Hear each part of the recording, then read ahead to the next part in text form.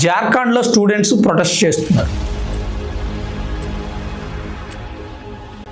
Jharkhand public service commission exam paper leak అయింది and అలాగే civil service exam paper కూడా leak అయింది. దీని గురించి విద్యార్థులు రోడ్డెక్కి ప్రొటెస్ట్ చేస్తూనే ఉన్నారు. జార్ఖండ్ ప్రభుత్వం ఇప్పటి వరకు విద్యార్థులను పట్టించుకోలేదు కాక 165 మందిని అరెస్ట్ చేసింది. అందులో 156 మంది స్టూడెంట్స్ ఉంటే మిగిలిన వాళ్ళు నిరసనకారు. ఎందుకు అరెస్ట్ చేసింది? మరి అక్కడ ఆ పేపర్ లీకేజీకి సంబంధించిన అంశాలు ఏంటి? ప్రభుత్వం ఎంక్వైరీ చేయొచ్చు కదా, ఇప్పటి వరకు చేయలేదు. అక్కడ ఉన్నది బీజేపీ పార్టీ కాదు, ఎన్డీఏ కూటమి, అంతకంటే కాదు, ఇండియా కూటమి ఉంది.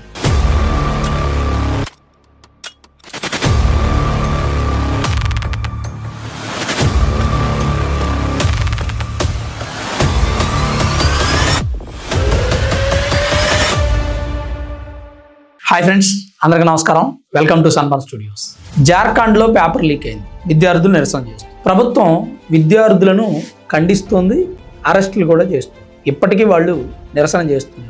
Jharkhand public service commission paper ఒకటి లీక్ అయింది. ఎక్సైజ్ కానిస్టేబుల్కి సంబంధించినటువంటి ఎగ్జామ్ జరిగింది. క్వశ్చన్ పేపర్ ముందే బయటకు వచ్చిందని చెప్పి విద్యార్థులు ఆందోళన చేశారు. అప్పుడు ఒక 165 మందిని పోలీసులు అరెస్ట్ చేశారు. అలాగే సివిల్ సర్వీస్ ఎగ్జామ్కి సంబంధించినటువంటి పేపర్ కూడా లీక్ అయింది. గ్రూప్ ఏ, గ్రూప్ బికి సంబంధించినటువంటి paper. Deputy collector, deputy superintendent of police, DSP and అలాగే స్టేట్ ట్యాక్స్ ఆఫీసర్ ఇలాంటి వాళ్ళని ఎన్నుకుంటారు ఈ ఎగ్జామ్ ద్వారా.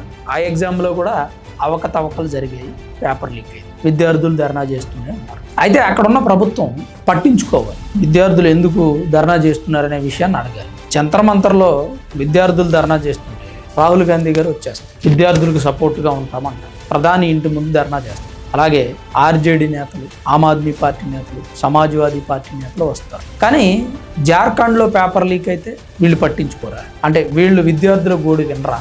జార్ఖండ్లో ఉన్న వాళ్ళు విద్యార్థులు కాదా? అక్కడ ఉన్న వాళ్ళే విద్యార్థులు. దేశవ్యాప్తంగా ఏదైనా సమస్య వస్తే ఖచ్చితంగా ప్రతిపక్షాల వాళ్ళు రెస్పాండ్ అవుతారు. వాళ్ళు పరిపాలిస్తున్నటువంటి రాష్ట్రాల్లో ఏదైనా సమస్య వస్తే పరిపాలించరా అనేది ప్రస్తుతం అందరూ చర్చించుకునేటువంటి అంశం. పంజాబ్లో పేపర్ లీక్ అయింది. పంజాబ్లో ఉన్న పార్టీ పట్టించుకోవడం లేదు.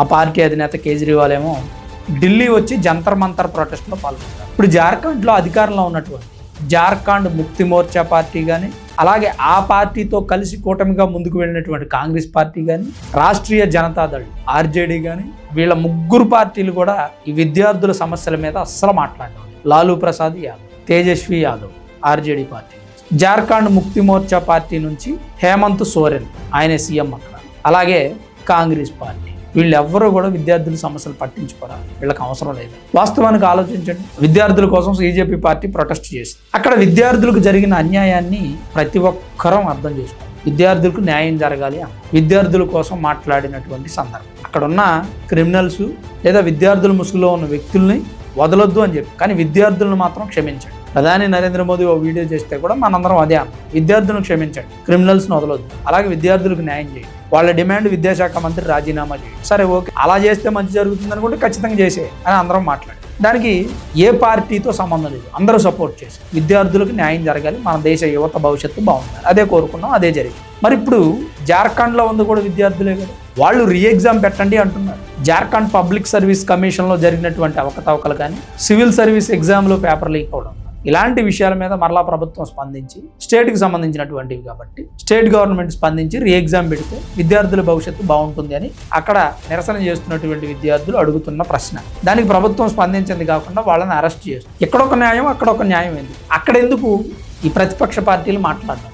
అండ్ అలాగే బీజేపీ పార్టీ కూడా అక్కడ విద్యార్థుల కోసం పోరాడాలి కదా. బీజేపీ పార్టీ యువ మోర్చా ఉన్నారు, బీజేపీ పార్టీకి సంబంధించిన విద్యార్థి విభాగం ఉన్నారు, అలాగే మరికొన్ని పార్టీలకు సంబంధించిన విద్యార్థి విభాగాలు ఉన్నాయి. ఎస్ఎఫ్ఐ, ఏఐఎస్ఎఫ్, ఏఐఎస్ఏ ఇట్లాంటివి, అంటే left wing ideology, communist, CPM పార్టీలకు సంబంధించినటువంటి విద్యార్థి విభాగాలు, యూనియన్లు, వీళ్ళంతా ఎందుకు విద్యార్థుల కోసం అక్కడ ఫైట్ చేయట్లేదండి? నాకు అర్థం కాదు. అది స్టేట్కి సంబంధించినటువంటి సమస్యనే, లేదంటే ఆ స్టేట్కి సంబంధించినటువంటి సమస్యను మనం భుజాన వేసుకుంటే అక్కడ ప్రభుత్వానికి చెడ్డ పేరు వస్తుందనా, లేదా అక్కడ ప్రభుత్వం పడిపోయినా కానీ పెద్దగా విపక్షాల వాళ్ళకి ఒరిగేదేమీ లేదని, లేదా భారతదేశంలో అధికార మార్పు కోసం ప్రయత్నించినటువంటి వ్యక్తులు విద్యాశాఖ మంత్రి రాజీనామాతో వాళ్ళ ప్లాన్ బెడిసి కొట్టిందని ఇక చేసేదేం లేక కాముగా కూర్చున్నారా? నేను అడిగేది ఏంటంటే, మీరు ఇలా ఇక్కడ ఎలా అయితే ప్రొటెస్ట్ చేశారో అక్కడ కూడా అలానే ప్రొటెస్ట్ చేయండి. ఇంకొంతమంది ఏమంటారంటే అసలు అది పేపర్ లీక్ కాదు, విద్యార్థులు ఆరోపిస్తున్నారు. మరి ఇక్కడ కూడా విద్యార్థులే ఆరోపించారు. ఆ తర్వాత దాని మీద ఒక కమిటీ వేసి పేపర్ లీక్ జరిగిందా లేదా అనేది ఎంక్వైరీ చేసి